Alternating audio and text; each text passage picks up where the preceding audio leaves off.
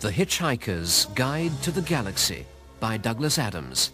starring Peter Jones as the Book.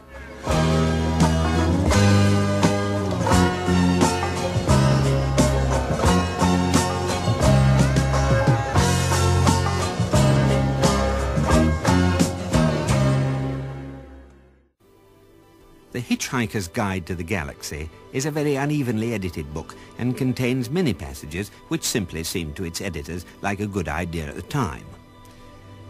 One of these supposedly relates the experiences of one Veet Voojagig, a quiet young student at the University of Meximegalon, who pursued a brilliant academic career studying ancient philology, transformational ethics, and the wave harmonic theory of historical perception, and then, after a night of drinking pan-galactic gargle blasters with Zaphod Beeblebrox, became increasingly obsessed with the problem of what had happened to all the biros he'd bought over the past few years.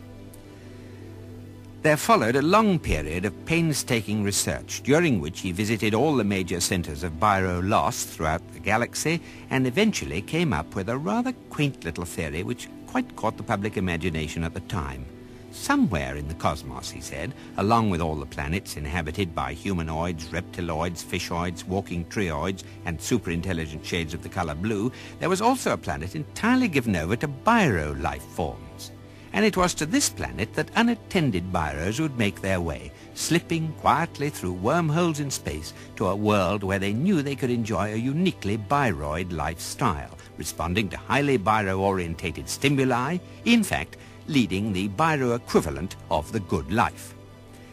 And as theories go, this was all very fine and pleasant until Veet Voojagig suddenly claimed to have found this planet and to have worked there for a while, driving a limousine for a family of cheap green retractables, whereupon he was taken away, locked up, wrote a book, and was finally sent into tax exile, which is the usual fate reserved for those who are determined to make a fool of themselves in public.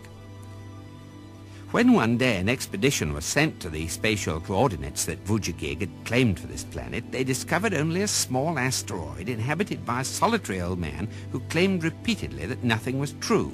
though he was later discovered to be lying. Many sentences contained in that program were of a very dangerous length and were performed by highly trained vocal practitioners.